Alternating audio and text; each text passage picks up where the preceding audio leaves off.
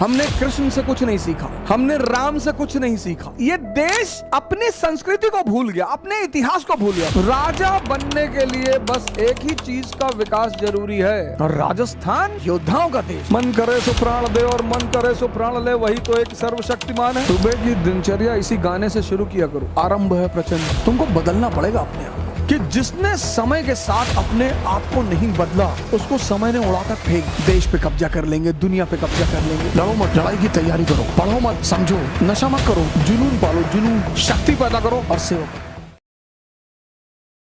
Actually Bharat के लोग इतने निर्भीक, इतने निडर हैं कि वो छोटी मोटी चीजों को बहुत ज्यादा लोड नहीं लेते। लेकिन वही चीज कभी कभी हम क्यों हारे? हम तुर्कों से, मुगलों से क्यों हारे? क्योंकि ये जो सेंट्रल एशिया के लोग हैं, इनकी जो नीति है वो यही है, छुपकर हमला करने की। पृथ्वीराज चौहान मोहम्मद गौरी से कमजोर थोड़ी थे, राणा सांगा बाबर से कमजोर थोड़ी थे। लेकिन सेंट्रल एशिया की जो नीतियां हैं, मध्य एशिया का जो समाज है, वहां यही प्रचलन है। शकुनी भी तो अफगानिस्तान के हैं। इस देश की जो रीति है, रीति राजपूती रीति, भारत की जो रीति है, किसी का हथियार गिर गई, हमने उस पर हथियार नहीं चलाया। ये इस देश की महानता है। लेकिन आदर्शवाद सिर्फ उस आदमी के सामने काम आता है जो आपके बराबर का आदर्शवादी है। आदर्शवाद दुर्योधन जैसे लोगों के सामने नहीं लगाया जा सकता। आपका झगड़ा है भीम से, आपका झगड़ा है युधिष्ठिर से, आप उनसे लड़िए। आपके घर की स्त्री और आप उसकी साड़ी उतार रहे हैं, सिर्फ यही एक मुद्दा काफी है दुर्योधन और उसके साथ खड़े हुए लोगों को किसी भी तरह से मारे जाने को सपोर्ट करना। बस यही एक आधार काफी है। तुम इतने बदतमीज हो। हमने कृष्ण से कुछ नहीं सीखा, हमने राम से कुछ नहीं सीखा। राम कौन सा पिस्टल लेके सबको मारते घूम रहे हैं, हाथ जोड़ रहे हैं समंदर को। राम समंदर को हाथ जोड़ रहे हैं, भगवान है, इसीलिए भगवान है ना। समंदर सामने पड़ गया। लक्ष्मण जी थोड़ा सा है पूर्वांचल टाइप के, वो है, उनके अंदर अदा है पूर्वांचल वाली कि अरे भैया आप बाहुबली हैं, आप हाथ जोड़ रहे हैं इसको। लेकिन राम भगवान है ना, मर्यादा पुरुषोत्तम है, तो हाथ जोड़ते हैं समंदर को कि भैया चाचा हमको रास्ता दे दो। समंदर की अपनी मजबूरियां थी, नहीं दे पाया बेचारा।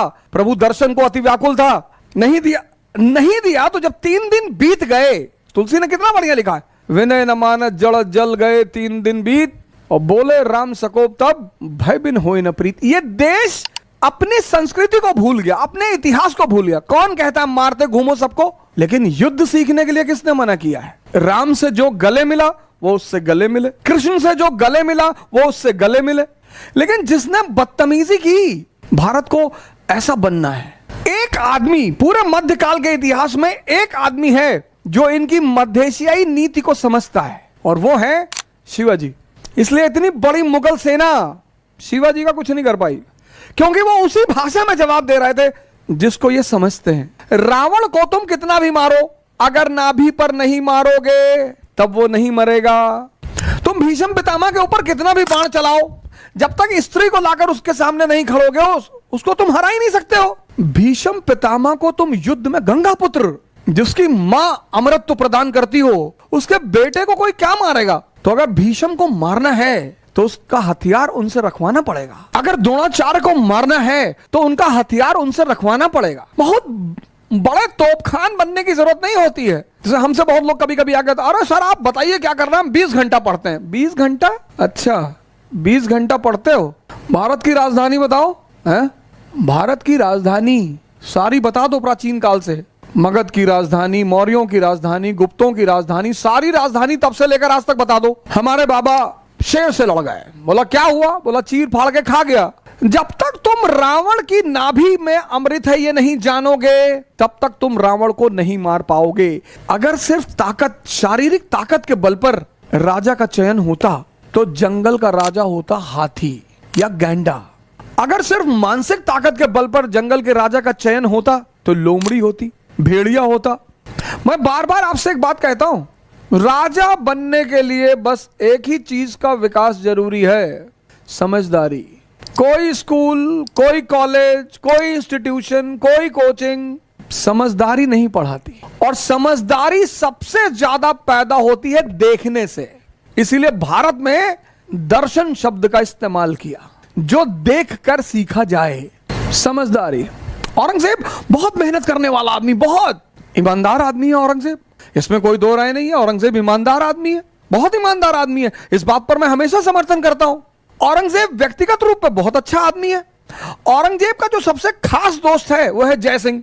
इतिहास पढ़ो, औरंगजेब ने अपने भाई दारा को माफ नहीं किया, महाराजा जसवंत सिंह को माफ कर दिया। जसवंत सिंह दारा शिकोह के खेमे में थे जब उत्तराधिकार का युद्ध चल रहा था। जाओ पढ़ो इतिहास। सिर्फ किसी को गाली देने से कोई काम नहीं चलता, लेकिन उसने जसवंत सिंह को माफ कर दिया। जसवंत सिंह मरे, फिर राठौरों से झगड़ा हो गया इंदर सिंह को लेकर। शिवाजी के खिलाफ जो दक्षिण में उसने दक्कन में आर्मी भेजी, दिलेर खान को उसने कभी पूरा चार्ज नहीं दिया। शाइस्ता खान उसका रिश्तेदार, उसको कभी चार्ज नहीं दिया पूरा, लेकिन जय सिंह को उसने पूरा चार्ज दिया। शिवाजी को डेक्कन से कौन लाया औरंगजेब से मिलाने? जय सिंह। लेकिन औरंगजेब में शासक का दिमाग नहीं है, यही उसकी कमी है। औरंगजेब में या तो बहुत गुस्सा है एक आम आदमी की तरह, और या तो बहुत प्रेम है एक आम आदमी की तरह, और दोनों खतरनाक है। इस देश में औरंगजेब के साथ न्याय हुआ ही नहीं। मुसलमान उसको मुसलमान के रूप में देखते हैं। भैया 3 बजे सुबह उठता था, तो हमारा ड्राइवर भी 3 बजे उठता है सुबह, तो अपनी गाड़ी उसको दान कर दें। 3 बजे सुबह उठना अच्छी बात है। बड़े सारे मंदिर के पुजारी उठते हैं 3 बजे सुबह, बड़े सारे मस्जिद के मौलाना उठते हैं 3 बजे सुबह, तो सबको राजा बना दोगे? हिंदू उसको दुश्मन की नजर से देखते हैं। वो बेचारा जिंदगी भर परेशान रहा, जब तक जिंदा रहा, बाद में इतिहास ने उसको परेशान कर रखा है। उसकी कमी क्या है? मैं किस बात पे चर्चा कर रहा हूं? मैं चर्चा यह कर रहा हूं कि राजा के लिए समझदार होना जरूरी है। अकबर देखो, अकबर अब जो भी दिल्ली में बैठेगा, दिल्ली में उसको गुजरात पर कब्जा करना है, और दिल्ली और गुजरात के बीच में क्या है? राजस्थान। और राजस्थान योद्धाओं का देश है, युद्ध खेल है वहां पे, खेल।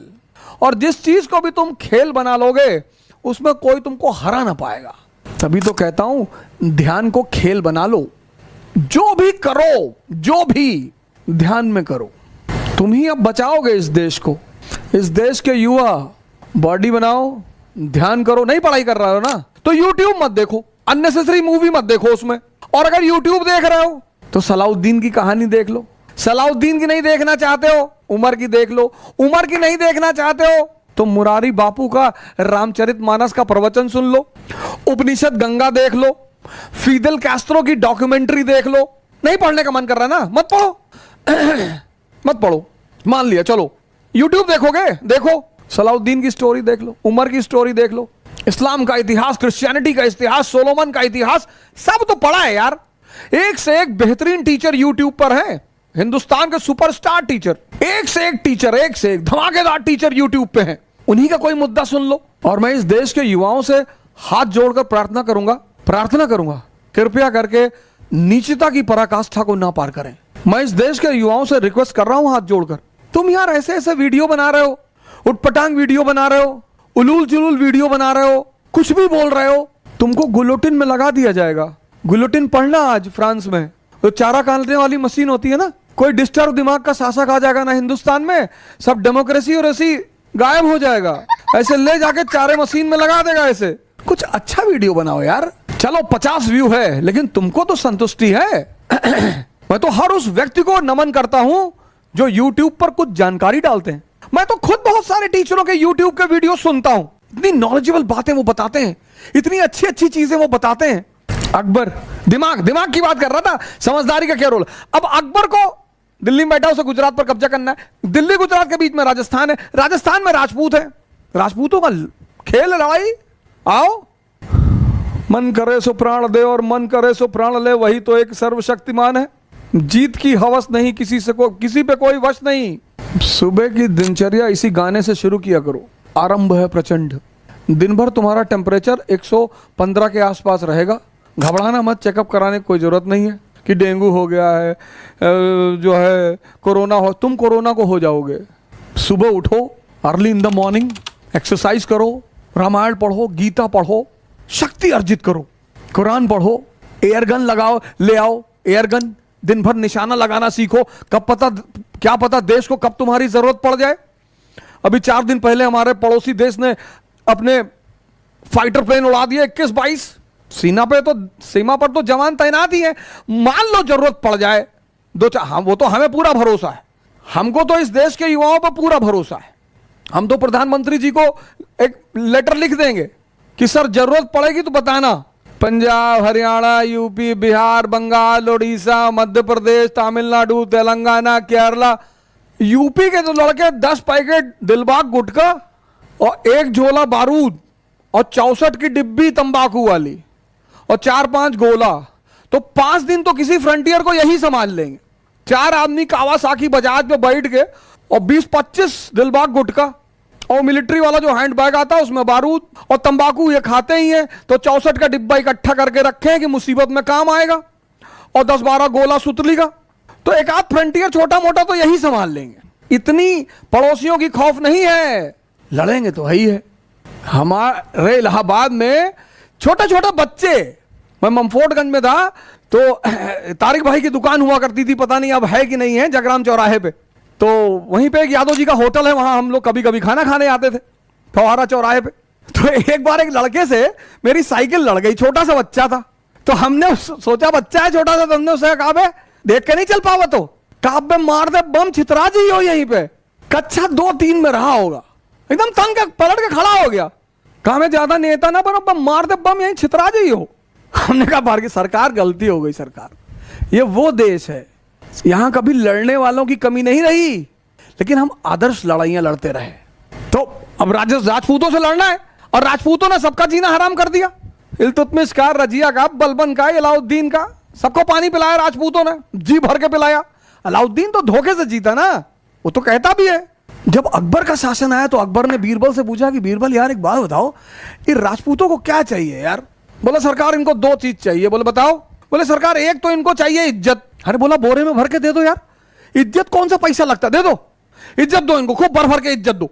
और बोला दूसरा क्या चाहिए? बोले सरकार दूसरा इनको लड़ाई करना है, युद्ध इनका खेल है सर। बोले बहुत बढ़िया यार, इनकी पोस्टिंग करो अफगानिस्तान। तो मान सिंह को बनाया गया काबुल का सूबेदार। तो एक तरफ अफगानी डिस्टर्ब और दूसरी तरफ राजपूत, और दोनों लड़ रहे हैं। अकबर,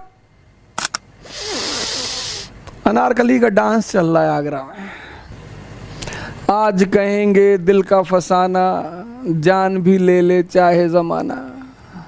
और पर्दा नहीं जब कोई खुदा से, बंदों से पर्दा करना क्या, जब प्यार किया तो डरना क्या। अब बीरबल और अकबर जाम पे जाम लड़ा रहे हैं, राणा उधर लड़ रहे हैं। यह है समझदारी। जो आदमी अपने दुश्मन को इस्तेमाल कर ले अपने लिए, उससे ज्यादा दिमाग किसके पास है? औरंगजेब शिवाजी से झगड़ा कर लिए। अकबर रहा होता ना 1666 में, जब शिवाजी आगरा आए थे ना, गले लगा लेता तुरंत उठ के, शिवा भाई लगा लेता कि हमारे शार्प शूटर हैं दक्कन से, पर्सनल कमरे में ले आता अपने, चलिए कमरे में बिठाओ ले चल के। और बताइए, स्कॉच विस्की, अनारकली को बुलाओ, छम्मा छम्मा छम्मा छम्मा शुरू करो। जो खेलना जानते हैं ना, उनका सम्मान करना पड़ता है। निकम्मे तो चाटुकार होते ही हैं, जो खेलना जानते हैं, खेलना।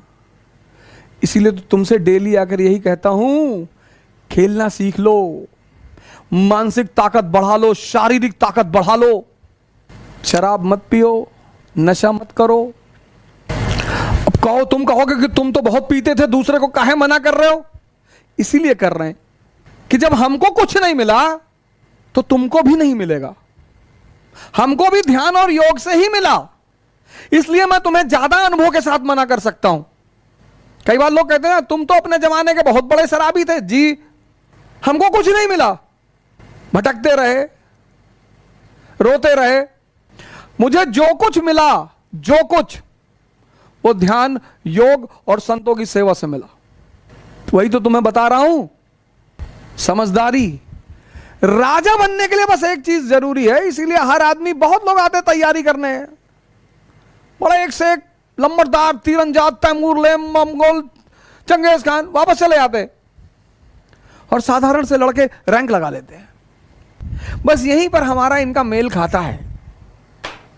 यही एक चीज हमारी इनकी मिलती है कि वो भी हमारी ही जमीन है, लाहौर, पेशावर। हमने आज तक पाकिस्तान को अलग मुल्क माना ही नहीं। हमारे बड़े सारे मित्र वहां रहते हैं, हम तो उनसे कहते हैं हमें बुलाओ यूरोपीय इतिहास पढ़ाने के लिए।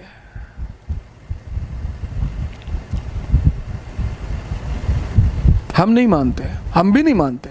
मैंने कहा ना, तुमको पता ही नहीं रावण को कहां मारना है, ताकत से ना मार पाओगे, मार ही नहीं पाओगे। जिस दिन मुसलमान एक बात मानना शुरू करेगा, एक, बहुत सारे मानते भी हैं कि हमने अपने आप को रिफॉर्म नहीं किया, हमने अपने आप को आधुनिक धारा से जोड़ने की कोशिश नहीं की,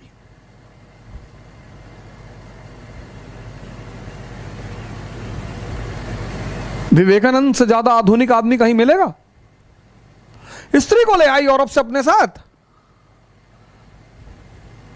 और विवेकानंद से ज्यादा सांस्कृतिक आदमी। कुछ लोग आधुनिकता का मतलब बेवकूफी भी समझते हैं। मैं बेवकूफी की बात नहीं कर रहा हूं।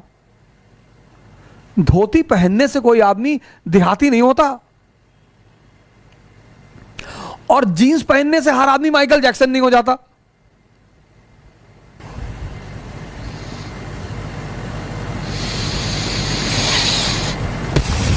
रिफॉर्म करना पड़ेगा, तुमको बदलना पड़ेगा अपने आप को।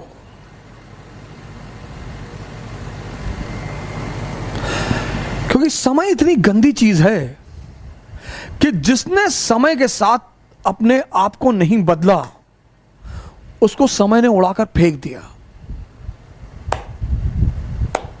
क्योंकि भगवान तो सबका है ना।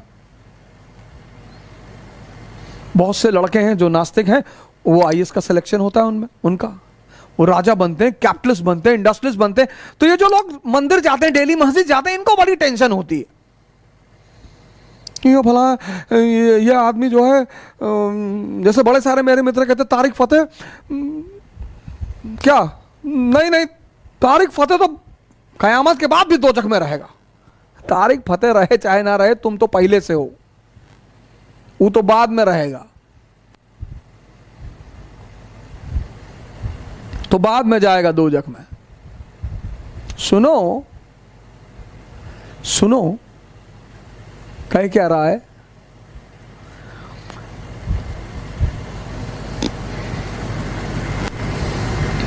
इस देश के 95% मुसलमानों को नहीं पता होगा, 95%,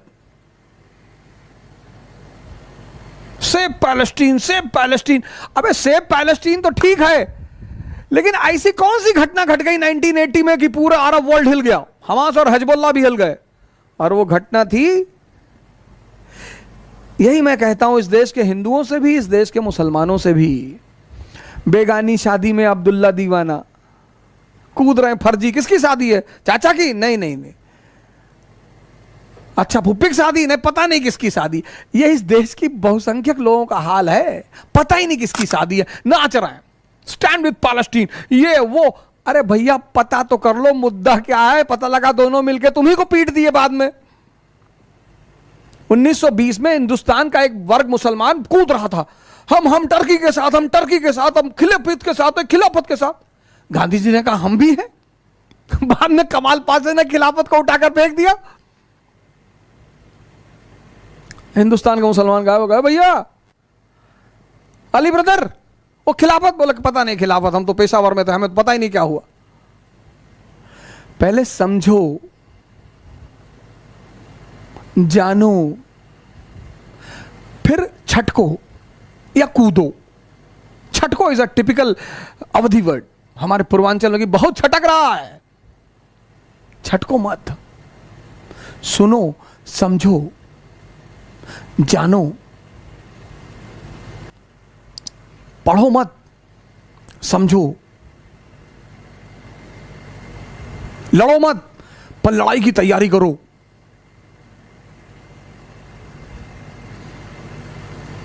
जुनून पालो, जुनून, नशा मत करो, कोई फायदा नहीं, कुछ ना मिलेगा, मेरा अनुभव रहा है।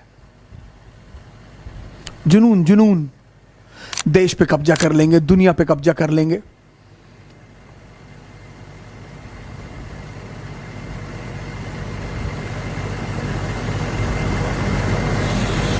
और का नौकरी करने के लिए पैदा हुए हो कि भैया वह नौकरी लग जाए और भैया शादी हो जाए, बस बस। तो भोजन और सेक्स पे तो जानवर भी जिंदा रहता है।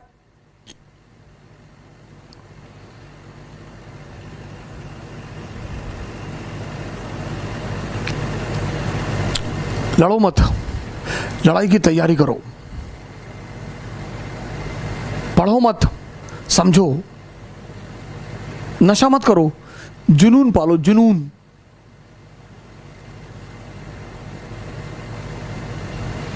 सेवा करो, शक्ति पैदा करो और सेवा करो। और एक आओ मिलकर एक नए भारत का निर्माण करें। जय हिंद।